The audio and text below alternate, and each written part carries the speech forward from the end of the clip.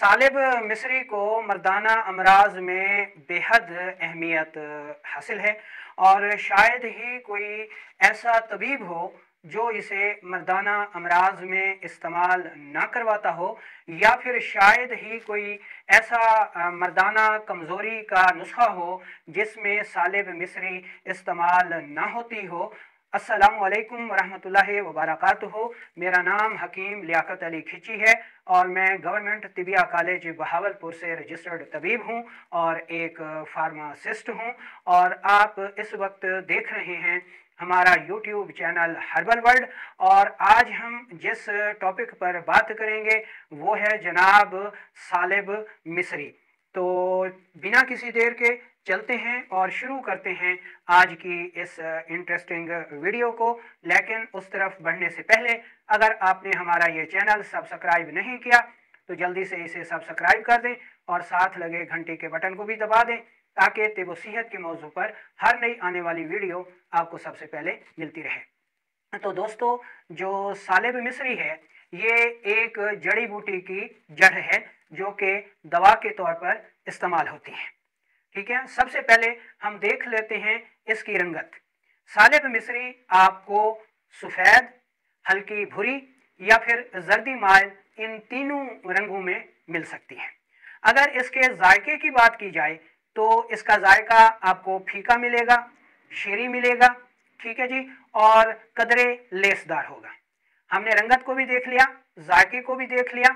तो अब हम देख लेते हैं जी कि इसका मिजाज क्या है, क्योंकि कोई भी चीज़ मिजाज के हवाले से बड़ी अहमियत रखती है और बग़ैर मिजाज देखे अगर उसको इस्तेमाल करवाया जाए तो वो फ़ायदे की बजाय नुकसानदेह साबित होती है।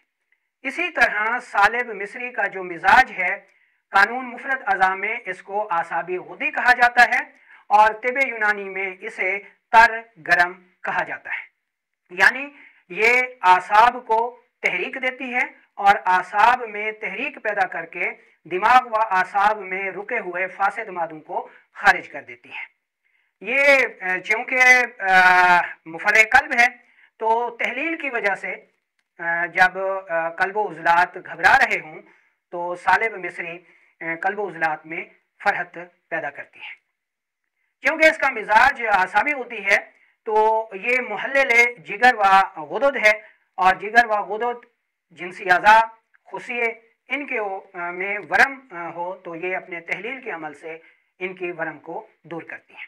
तो गोया हम कह सकते हैं कि सालिब मिस्री मुहर्रिक आसाब, मुफर्रे कल्ब और मुहल्लिल जिगर व गुदद है, यानी जिगर व गुदद और गुर्दों, रहम वगैरह की वरम और सोजिश को दूर कर देती है। अब आ जाता है इसकी मिकदार खुराक कि इसको कितनी मिकदार में इस्तेमाल करवाना चाहिए। तो इसकी मिकदार खुराक 3 ग्राम से लेकर 6 ग्राम तक है, सुबह दोपहर शाम, और दूध के साथ आप इसको इस्तेमाल कर सकते हैं। अब आता है जी कि इसका इस्तेमाल का तरीका क्या होना चाहिए। तो इसके इस्तेमाल का सबसे आसान और बेहतरीन तरीका यह है कि इसको इंतहाई बारीक पाउडर कर लें और 3 ग्राम की सूरत में दूध के साथ इस्तेमाल करें। इसके इस्तेमाल का दूसरा तरीका यह है कि 1 पाव दूध लें, उसको उबाल लें और किसी मिट्टी के बर्तन में डाल के उसमें 1 चम्मच सालिब मिस्री डाल के रख दें। उसमें आप मीठा भी ऐड कर सकते हैं। तो ये एक बेहतरीन फिरनी बन जाएगी। इसको आप सुबह शाम खाली पेट इस्तेमाल कर सकते हैं। अब आ जाता है जो सबसे बड़ा सवाल होता है जी कि इसको कितना अरसा इस्तेमाल करवाना चाहिए। तो इसकी मुद्दत इस्तेमाल जो है वो मर्ज की शिद्दत पर है।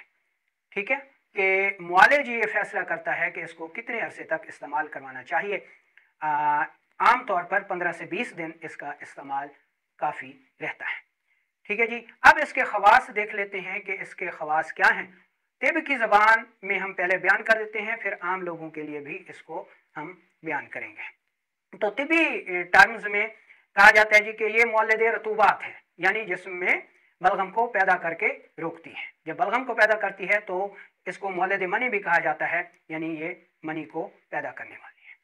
उसके बाद इसको कहा जाता है जी मुसक्किन, कि ये सुकून देती है, नींद आवर भी है और मुफर्रे कल्ब भी है।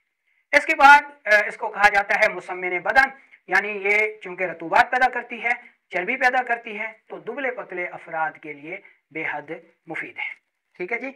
مانع خون ہے، یعنی جسم کے کسی بھی حصے سے خون آنے کو روکتی ہے، وہ چاہے حیض کی زیادتی کا خون ہو، بواسیر خونی ہو، السر معدہ ہو یا پیشاب سے خون آ رہا ہو، ان صورتوں میں سالب مصری بےحد مفید ثابت ہوتی ہے۔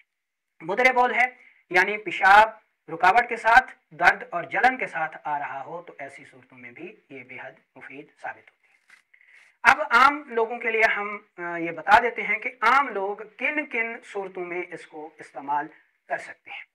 بواسیر خونی کے مریض اس کو استعمال کر سکتے ہیں، سوزاک کے مریض اس کو استعمال کر سکتے ہیں، مردانہ کمزوری جس میں مادہ منی کی کمی ہو، صورت انزال ہو، ایسے لوگ بھی اس کو استعمال کر سکتے ہیں۔ ایسے خواتین جن کو جلندار لیکوریا ہو یا حیض بے قاعدگی کے ساتھ کم مقدار میں درد اور جلن کے ساتھ آتا ہو، وہ بھی اس کو استعمال کر سکتی ہیں۔ خارش کے مریض بھی اس کو استعمال کر سکتے ہیں۔ ایسے لوگ جن کے پاؤں میں جلن رہتی ہو، وہ بھی اس کو استعمال کر سکتے ہیں۔ جگر کی ورم، گردوں کی ورم کے مریض بھی اس کو استعمال کر سکتے ہیں۔ ایسے لوگ جو دبلے پتلے ہوں، مذاق کا نشانہ بنتے ہوں، وزن کم ہو یا جن کا قد رکا ہوا ہو، وہ بھی اس کو استعمال کر سکتے ہیں۔ اس کے علاوہ ایسے لوگ جن کو نیند نہیں آتی، جس میں بہت زیادہ خشکی ہوتی ہے، وہ بھی اس کو استعمال کر سکتے ہیں۔ ٹھیک ہے جی، یہ ہو گئے اس کے استعمالات۔ تو اب ہم اس سے بننے والی ایک بہترین ہوم ریمیڈی آپ کو بتا رہے ہیں، جو کہ ان تمام امراض میں مرکب صورت میں استعمال ہو سکتی ہے۔ تو اس میں کون کون سے اجزاء ہیں؟ اس میں جناب سالب مصری ہے، زیرہ سفید ہے، تال مکھانا ہے، اسگند ناگوری ہے۔ ان تمام چیزوں کو برابر وزن میں لے کر انتہائی باریک پاؤڈر کر لیں اور 3 گرام دودھ کے ساتھ صبح شام خالی پیٹ استعمال کریں۔ اس نسخے کا مزاج اعصابی غدی یعنی تر گرم ہوگا۔ ٹھیک ہے جی، تو یہ تو ہو گئے اس کے فوائد۔ اب ہم دیکھ لیتے ہیں کہ کوئی بھی چیز اگر اپنے مزاج سے ہٹ کر استعمال کی جائے گی تو وہ نقصان دے گی۔ تو سالب مصری کو بھی اگر اس کے مزاج کے خلاف جا کے استعمال کیا جائے گا تو یہ نقصان دے گی۔ تو کن صورتوں میں یہ نقصان دہ ثابت ہوتی ہے؟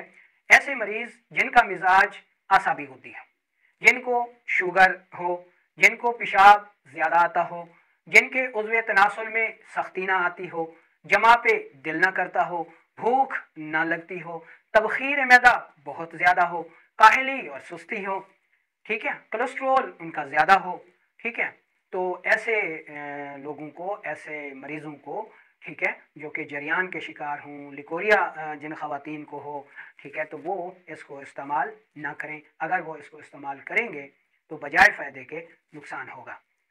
تو دوستو، یہ تھا ہمارا آج کا ٹاپک۔ تو ان تمام احباب سے درخواست ہے کہ جو ویڈیو کو پورا سنے بغیر سوالات کرتے ہیں، حالانکہ ان کے سوالات کے جوابات ویڈیو میں موجود ہوتے ہیں۔ مثال کے طور پر کچھ لوگ کال کر دیتے ہیں، جی کہ حکیم صاحب وہ آپ کی ویڈیو سنی، تو کیا میں سالب مصری استعمال کر سکتا ہوں؟ اللہ کے بندے، یہی تو ہم نے ویڈیو میں بتایا ہے۔ اچھا، کچھ لوگ کال کر رہے ہوتے ہیں، جی کہ حکیم صاحب وہ اس کو کتنا عرصہ استعمال کرنا ہے، کتنی مقدار میں استعمال کرنا ہے، یا کیسے استعمال کرنا ہے؟ تو اللہ کے ولی، یہی چیزیں ہم ویڈیو میں بتا چکے ہوتے ہیں۔ اس لیے وہ چیزیں جو کہ ویڈیو میں ہم بتا چکے ہیں، آپ سوال کی صورت میں پوچھیں گے تو جواب نہیں دیا جائے گا۔ ہاں، جو چیز ویڈیو میں ہم نے نہیں بتائی اس کے بارے میں آپ پوچھیں تو آپ کی رہنمائی کی جائے گی، ٹھیک ہے، ورنہ آپ پہلے ویڈیو کو سنیں، اس میں اگر آپ کے کسی سوال کا جواب نہیں ہے تو تب آپ جو ہے سوال کریں۔